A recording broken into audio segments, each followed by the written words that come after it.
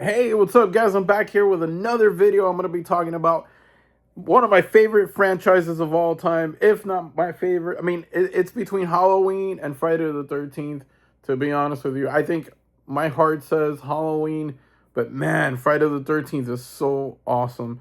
And I'm going to be talking about part three, Friday the 13th, part three in 3D, baby. This is from the Scream Factory box set that I have. And I suggest that if you guys don't have it, buy that set. It's available at Walmart. I think it's 120 bucks, but it's definitely worth it. It's one of my favorite box sets ever made. I thought it was really, really good. And to be honest with you, it has all you need. It has part 1 through 8. It has Jason Goes to Hell, and it has the Jason X. It also has Jason versus Freddy, or Freddy versus Jason, whatever you want to call it. And I think it's phenomenal. It has a bunch of extras and all that stuff. The quality on them are really good too. So it's not like, oh yeah, I need the 4K. Yeah, a lot of people need the 4K nowadays, but I don't think you really need the 4K when you got these beautiful Blu-rays that Scream Factory put out a couple of years ago. However, this movie looks fucking fantastic, bro. This is awesome. This is the one that I watched yesterday, Friday the 13th. On Friday the 13th is Friday the 13th Part 3 from 1982. Of course, it is rated R. It has to be rated R, obviously, and it's 1 hour and 35 minutes. This is obviously a slasher horror. And I thought, I mean, honestly, this is one of my favorite, definitely my favorite in the franchise. IMDb has it at a disgusting 5.6 out of 10. I don't know why a 5.6. I don't know what's wrong with people. People apparently didn't like it, or they're in between.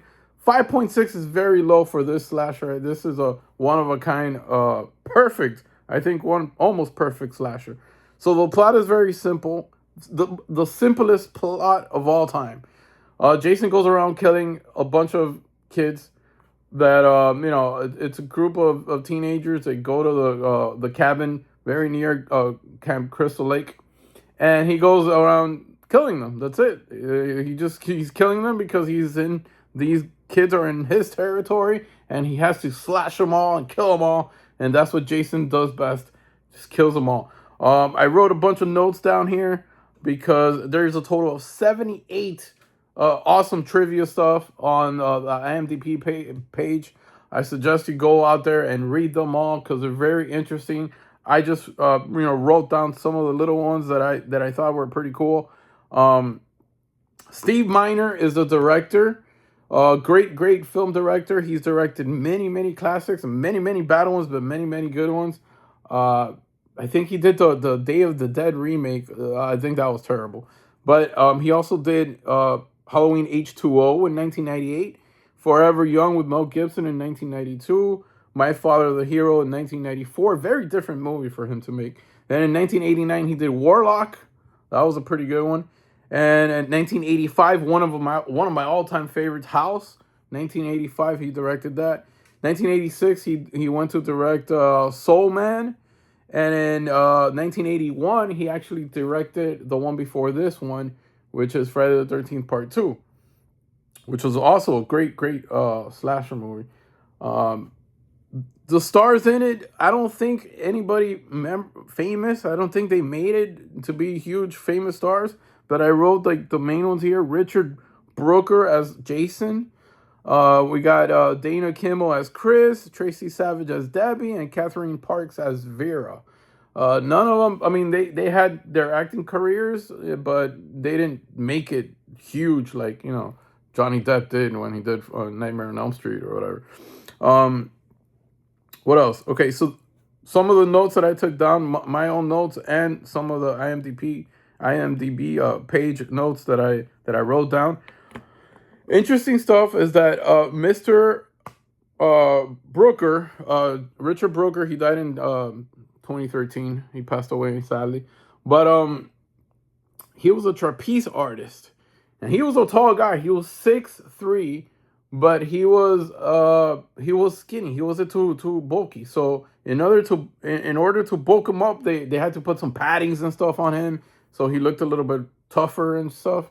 But the interesting thing is that he did all his stunts, so that was pretty cool. That I read that. I also read that Amy Steele, which was Ginny in part two, she was offered to come back in part three, and she declined it because of her schedule. She had to do some stupid show she was doing, and she does regret it. In other interviews that she's done, she regrets not taking the part because it was obviously a leading a role here to do a part three, and she said no. She said no. She had commitments to do some other stupid show, and she never did it.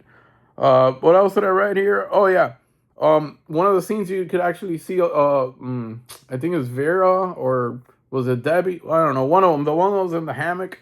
She gets a Fangoria magazine. She opens it, and there's an article of Tom Savini's you know, special effects and all that stuff. I thought that was pretty cool and interesting that they had that in the movie.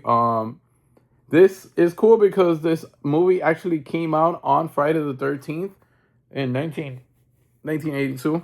So I think it's the only movie that actually came out on Friday the 13th. So that was pretty cool. The first 6 minutes of the movie is all footage from the part two. So that's kind of like the intro. So it takes place like kind of like right away after part two and stuff. And that's a pretty good thing to put. It had a budget of $4 million and it made almost $37 million. So it was huge for Paramount to put this. And obviously the reason why they did it in 3D is because back in 1982 there were all kinds of movies coming out in 3D. You had that Jaws 3D going on. You had that treasure hunting movie in 3D. You had Parasite. There are so many 3D movies that were coming out at the time that it was just part of the trend at that year, specific year. And that's why they kind of put like part three Roman numeral 3, so it wouldn't be confused as part 3D.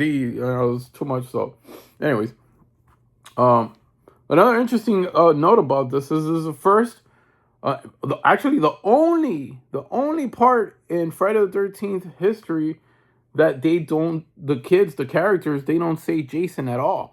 So this is like the only movie that they do not say Jason. I thought that was pretty interesting to talk about.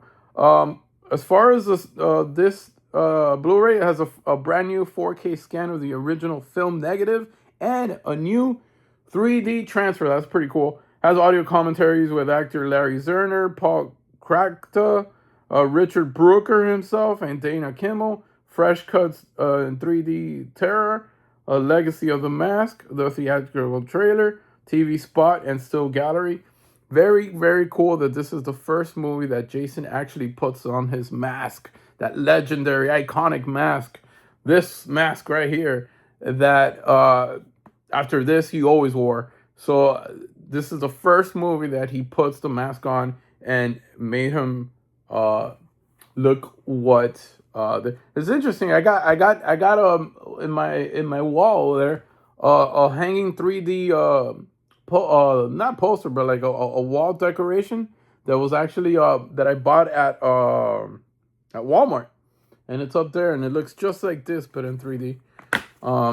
Here's the reversible artwork, which I think is amazing. Really cool artwork right there in 3D.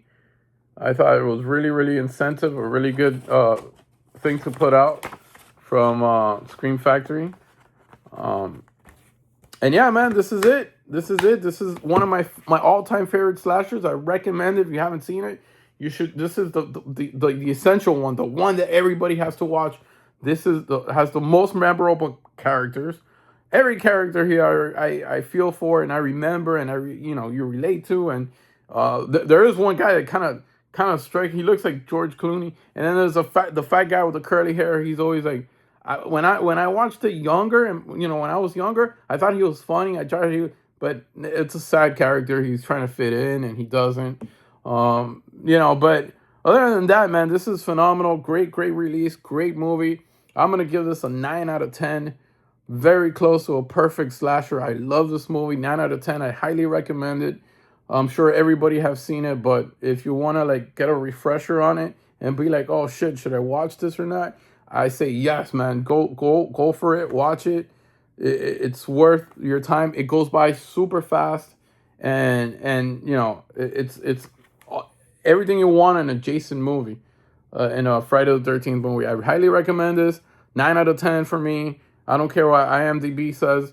They're full of shit. 5.6 out of 10. Those users are dumb, man. I don't know why the hell they do it. But I thought it was phenomenal. Highly recommend this. Friday the 13th Part 3. One of my favorite slashers of all time. And probably my favorite one in the whole franchise. Until next time, I hope you guys enjoyed your Friday the 13th. And I hope you watch whatever, at least a scary movie. It doesn't have to be a Friday the 13th movie, but at least one of them scary movies out there. All right, guys. I'll see you soon. Bye.